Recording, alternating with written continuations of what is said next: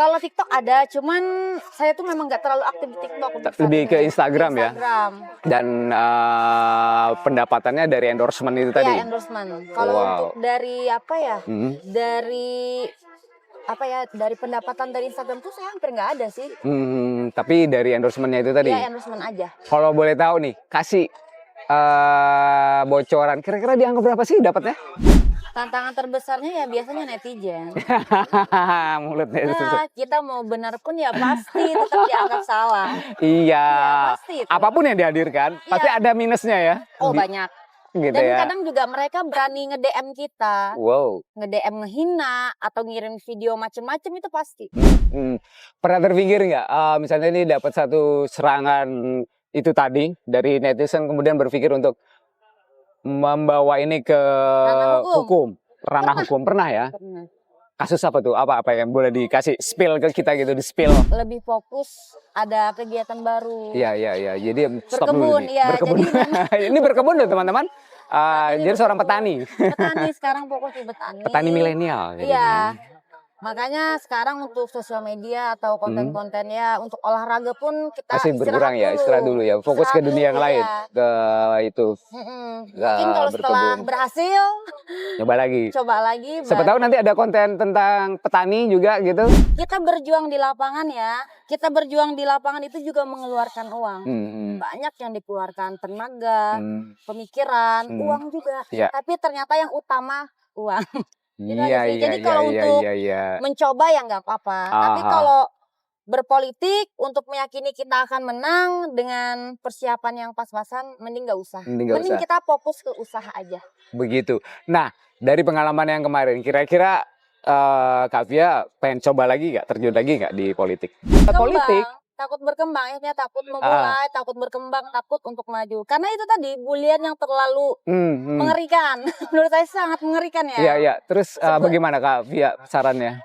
Kalau saran saya sih, terutama untuk masyarakat, apalagi pengguna sosial media ya, jangan mudah menyimpulkan hal-hal yang negatif ke orang yang belum tentu kita kenal dengan baik.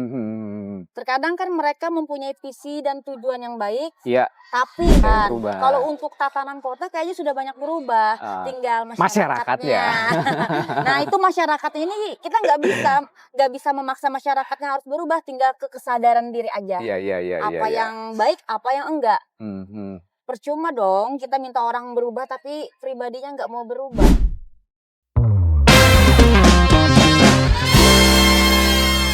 Assalamualaikum warahmatullahi wabarakatuh. Selamat pagi, sore, siang, dan malam. Kita ketemu lagi Sobat Pojok Banua di Ngobrol Depan Balai Kota.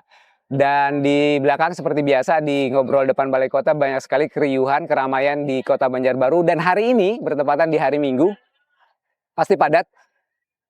Setelah kita berbicara tentang hukum kemarin, kali ini kita pengen pasti teman-teman Sobat Pojok Banua kenal dengan satu sosok yang satu ini yang kami undang untuk hari ini hadir di Ngobrol Depan Balai Kota. The one and only Fia Sitorus. Hai. Apa kabar Kak Fia? Terima kasih ya udah datang. Ini katanya udah lama banget nggak keluar kandang dengan berbagai aktivitasnya di luar sana. Pasti masyarakat Banjarbaru salah satunya cukup mengenal Kak Fia sebagai seorang influencer, sebagai seorang selebgram ya. Nah ini yang pengen kita tahu dulu, banyak hal dari Kak Fia yang mungkin orang nggak tahu. Siapa sih seorang Fia Sitorus gitu, kalau boleh digambarkan secara singkat. Oke. Sebelum kita mulai, kayaknya nih kursi harus digeser. Oh boleh digeser. Karena anginnya sangat kencang. Ya, gimana Kak Fia? Siapa sih seorang Fia Sitorus kalau saya boleh tahu gitu? Oke, pertama-tama saya ingin memperkenalkan diri dulu. Yang belum kenal, semoga bisa mengenal. Dan yang sudah kenal, semoga tambah sayang. Iya. Assalamualaikum warahmatullahi wabarakatuh. Perkenalkan, nama saya Noviana Sitorus. Nama panggilannya Fia Sitorus. Asli orang Banjarbaru ya, warga Banjarbaru. Saya aslinya Banjarmasin. Oh Banjarmasin, kemudian terus tinggalnya di Banjarbaru. Sekumpul. Oh di Martapura ya? Di Martapura, baru setelah sekitar usia berapa ya? Sekitar usia 16-15 itu baru pindah ke Banjarbaru.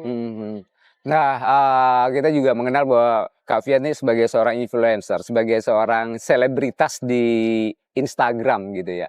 Apa yang memotivasi seorang Fia Sitorus untuk bermain atau terjun ke dunia ini? Ke dunia media sosial Media ya. sosial sebagai influencer, sebagai selebgram. Sebenarnya kalau dari awal itu sih coba-coba aja. Karena pertama kali aku juga gaptek banget sama sosial media. Oke. Cuman waktu itu kebetulan saya itu tuh sebagai personal trainer. Personal trainer di bidang? Fitness, oke. Jadi kan waktu itu iseng-iseng bikin konten, upload, posting, upload, posting. Setiap hari kan. Ternyata kan viewersnya banyak. Dan ternyata banyak ibu-ibu rumah tangga yang tertarik sama konten edukasi tentang olahraga. Aktivitas itu masih berjalan sampai sekarang, masih dilanjut, masih? Sebenarnya lanjut, cuman sekarang lagi vakum untuk diposting di sosial media. Sudah vakum ya? Sementara.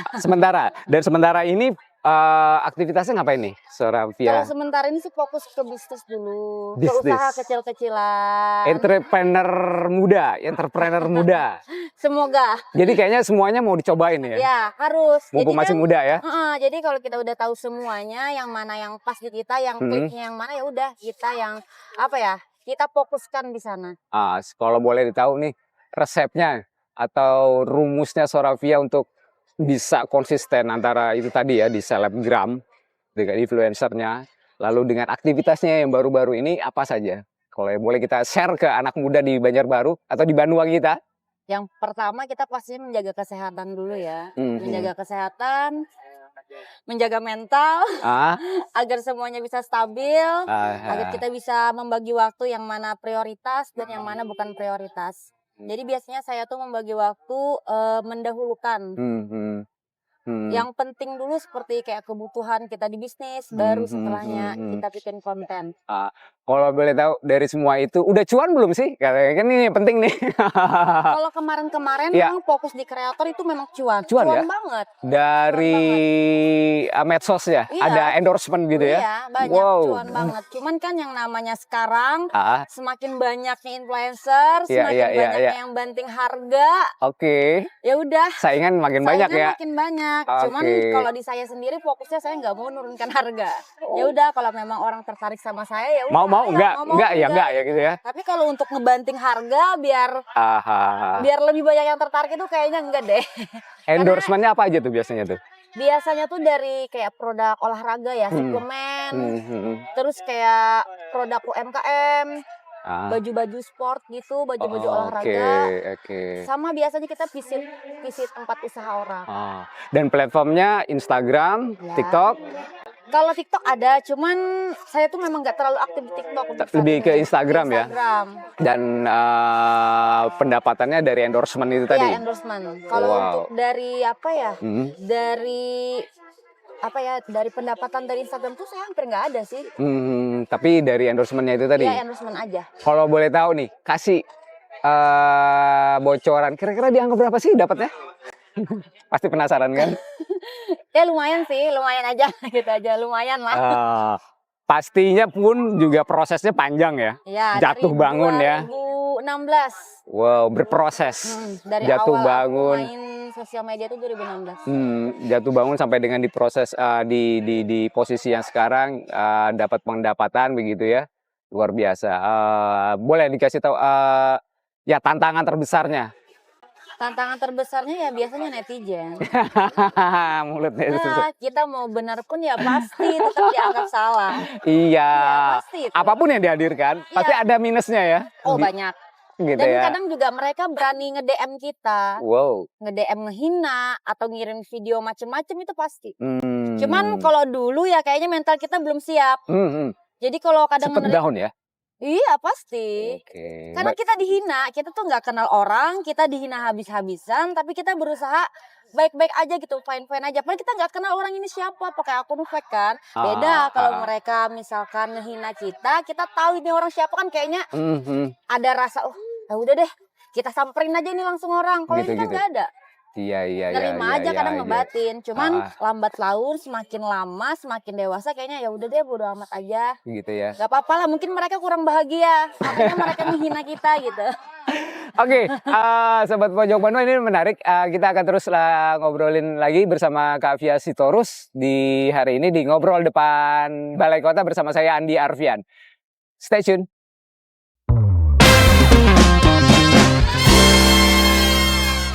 Oke, Ngobrol Depan Balai Kota bersama saya Andi Arfian.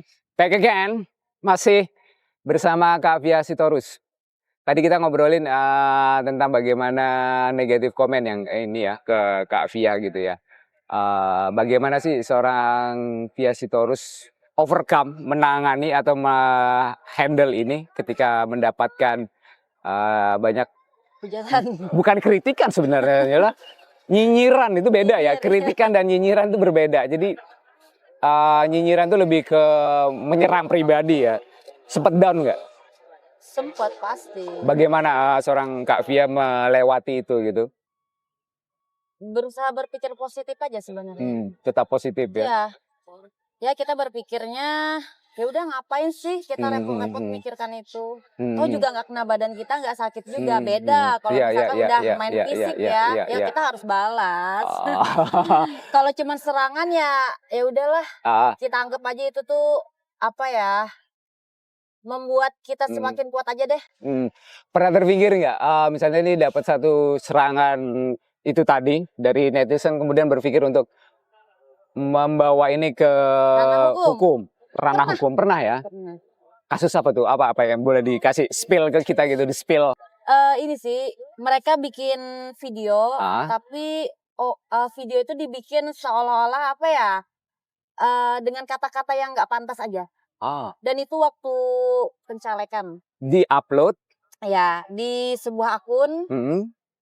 Dari situ narasinya tuh mendiskreditkan Kak Fia. Yang nggak baik banget. Wow. Padahal video itu dibikin. Dan ini pernah juga, saya juga pernah membaca beberapa berita dan kemudian artikel begitu. Ada beberapa katakanlah orang-orang selebgram, entah itu hanya sebatas pengguna Instagram yang kemudian mendapat serangan secara verbal, yang kemudian bikin down, kemudian akhirnya mengalami depresi segala macam tuh. Terjadi nggak ke Kak Fia? Waduh, down banget nih. Kalau yang down banget nggak sih? Enggak ya, alhamdulillah ya, masih karakter juga membuktikan ya. Ya, jadi biasanya kalau udah kita mendapatkan hal-hal yang memang sangat-sangat negatif dari netizen, ya udah, aku cari ruang dulu. Begitu. Istirahat dulu. Fokus cooling dulu. Down ya. Ya udah. Kembali kepada Yang Maha Kuasa, berdoa, minta support dari keluarga begitu ya. Oh ya, selama ini support dari keluarga bagaimana? Alhamdulillah baik ya, supportnya positif, teman-teman ya. Ya, support. Nah itu, Sobat Pojok Banua, kita ngobrol bersama Fia Sitorus. Ini menarik. Nah ini salah satu hal yang juga menjadi concern kami gitu, Pojok Banua, dari aktivitas Kak Fia itu adalah kayaknya peduli banget dengan UMKM gitu ya.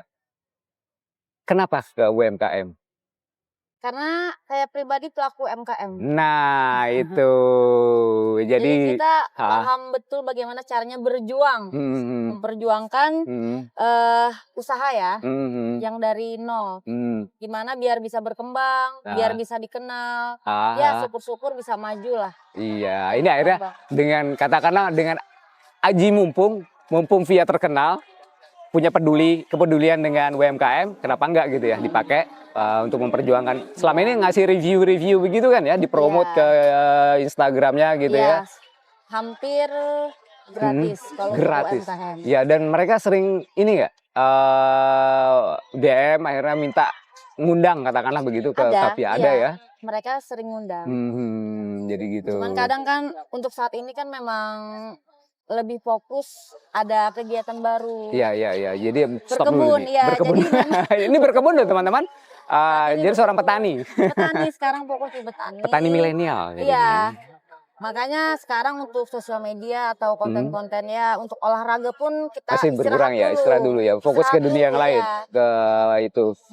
Mungkin kalau setelah berhasil, coba lagi. Siapa tahu nanti ada konten tentang petani juga gitu. Insya Allah ke depan. Kalau yang lagi rame itu kan tutorial ngarit, gitu ya. Siapa tahu Via Sitorus punya tutorial yang lain gitu ya.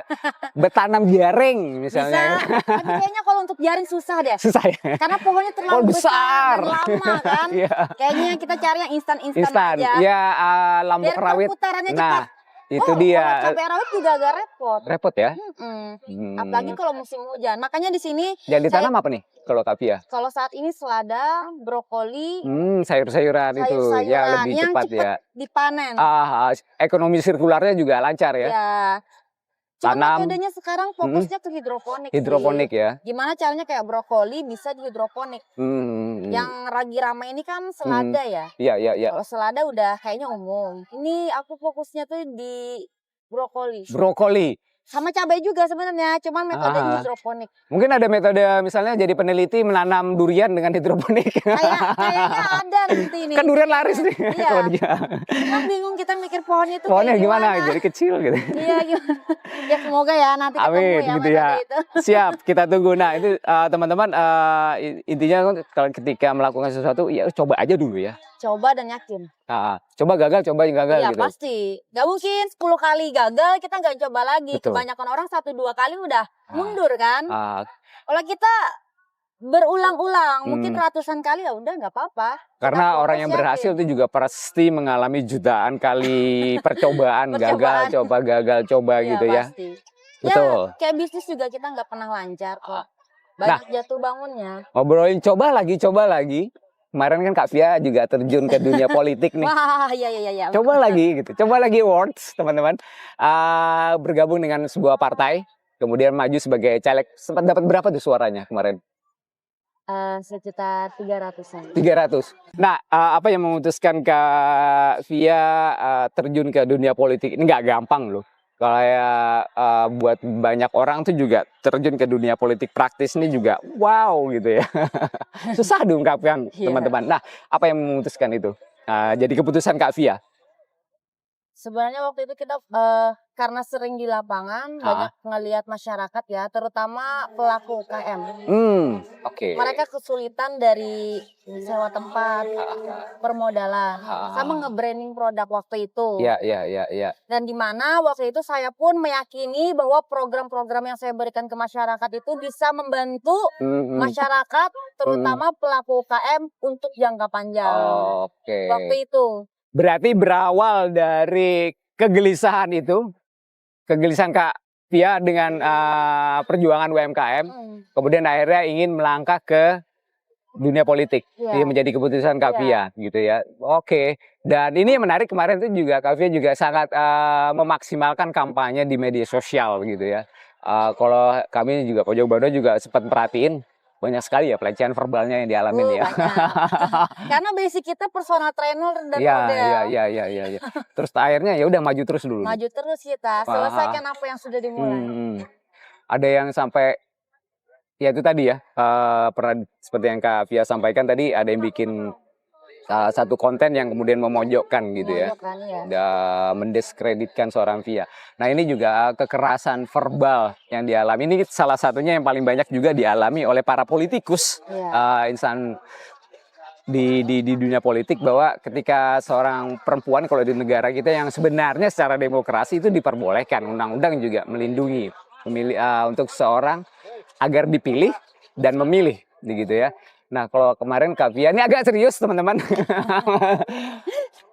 Ketika menghadapi itu gitu, mungkin Kak Via punya saran nggak sih buat teman-teman kita juga sebenarnya kalau melihat itu kan, kalau lihat komen-komennya bikin, kalau bahasa saya itu bikin jiper juga ya, bikin takut juga ya ketika seorang perempuan terjun ke dunia politik kemudian memanfaatkan medsos sebagai media berkampanyenya kemudian diserang begitu. Nah ini kan bisa menjadi satu hal yang traumatik buat anak-anak muda nih. Sebenarnya anak muda tuh harus terlibat politik. Takut berkembang, akhirnya takut memulai, takut berkembang, takut untuk maju. Karena itu tadi bulian yang terlalu mengerikan. Menurut saya sangat mengerikan ya. Iya. Terus bagaimana Kak Via sarannya? Kalau saran saya sih, terutama untuk masyarakat, apalagi pengguna sosial media ya, jangan mudah menyimpulkan hal-hal yang negatif ke orang yang belum tentu kita kenal dengan baik. Terkadang kan mereka mempunyai visi dan tujuan yang baik. Tapi mungkin ini yang kebanyakan ya pengalaman orang itu ingin kenal kita. Terkadang mungkin karena kok ini dari sosial media ya kita nggak ngebuka DM mereka. Terus mereka ngebully, ngehujat kan, terus-terusan sampai beberapa tahun. Terus kita terjunlah ke dunia politik atau membuat apa gitu di sosial media. Nah, terkadang di momentum itu mereka menyerang kita. Jadi terkadang mereka tuh juga bukan menyerang karena satu hal, tapi banyak faktor. Nah, di sini sebagai netizen ataupun pengguna sosial media jangan berburuk sangka. Mungkin pada saat mereka nggak ngerespon kalian itu, mungkin karena apa ya? Gimana ya, kadang di DM itu kan kita nggak kebuka otomatis, tapi mereka langsung mendeskripsikan bahwa kita tuh sombong. Hasil serangan-serangan itu muncul ke kita pada momentum yang memang pas di komen-komennya itu ya. Jadi untuk masyarakat itu jangan mudah menyimpulkan hal-hal negatif aja ke orang yang belum tentu kenal. Siapa tahu nanti di saudaranya atau di adeknya kan, janganlah. Kita kalau pengguna sosial media, gunakan media sosial dengan bijak. Jangan dijadikan itu tuh bahan untuk apa ya? Untuk menyerang orang. Betul. Kadang kegabutan mereka ini, kadang mereka tuh punya kegiatan, gabut ini. Bore. Iya, kalau bahasa Banjarnya tuh mereka tuh usil. Usil banget. Bijaklah dengan jarimu, teman-teman. Bijak aja. Karena kadang satu ketikan itu bisa merubah segalanya loh. Banyak orang yang kena mental pada saat kita mengetik hal-hal yang memang negatif. Iya. Jadi lebih bijak aja, pengguna sosial media seluruh Indonesia ya ini terutama. Pesan Via untuk generasi muda, perempuan terutama yang ingin terjun ke dunia politik apa? Ya, yang pertama persiapkan semuanya. Semuanya mental. Semuanya, selain mental dan uang. Iya, uangnya. Uang yang utama ya. Oke. Karena apa? Politik itu mahal ya? Iya. Kalau di sini ya. Karena terkadang kebaikan aja nggak cukup kalau untuk politik. Kebaikan kita nggak dinilai. Tapi uang yang utama, uang.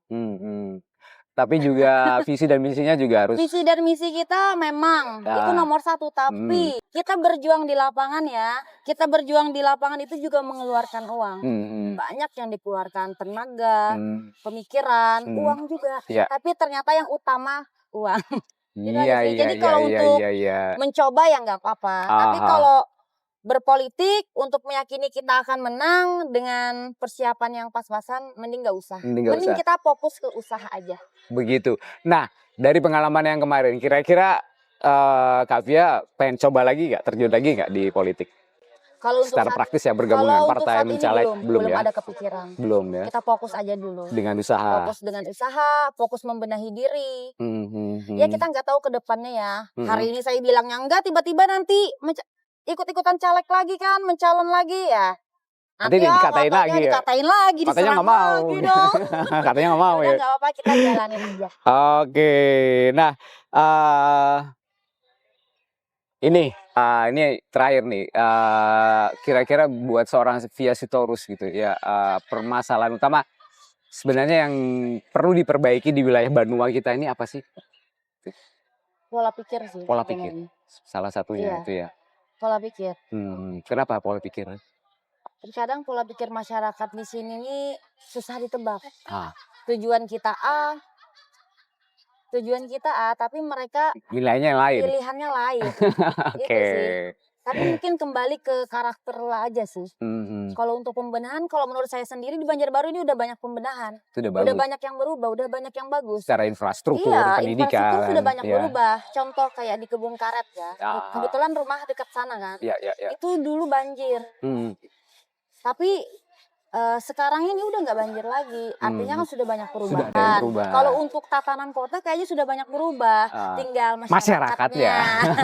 Nah itu masyarakat ini kita nggak bisa memaksa masyarakatnya harus berubah, tinggal ke kesadaran diri aja. Apa yang baik, apa yang enggak. Percuma dong kita minta orang berubah tapi pribadinya nggak mau berubah. Tapi kalau untuk tatanan kota sudah banyak berubah. Nah, itu dia Sobat Pojok Banua, ngobrol-ngobrol kami bersama Kak Via Sitorus di Ngobrol Depan Balai Kota. Sebagaimana kita ketahui, teman-teman, bahwa serangan cyber atau kekerasan verbal terhadap perempuan salah satunya itu yang paling termasuk tinggi di Indonesia ini, dan Kavia juga tadi sudah sempat berbagi bagaimana ia menghadapinya, kemudian overcome, melewati itu untuk tetap teguh sampai hari ini, tetap menjadi seorang Via Sitorus dengan semua aktivitasnya, dengan semangat positifnya, ya kan? Tetap ingin membangun Banua, Banjarbaru? Harus. Nah, itu dia. Satu hal yang kita pelajari dari Kavia di hari ini. Terima kasih Kavia.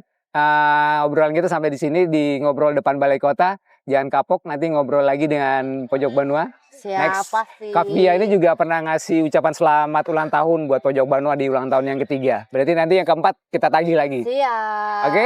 Terima kasih. Saya juga mohon maaf ya kalau ada kata-kata yang kurang tepat. Mohon maaf. Terima kasih Kavia. Ya. Terima kasih Sobat Pojok Banua. Saya Andi Arfian di Ngobrol Depan Balai Kota di Lapangan Murjani hari ini. Kita ketemu lagi di kesempatan yang lain. Wassalamualaikum warahmatullahi wabarakatuh.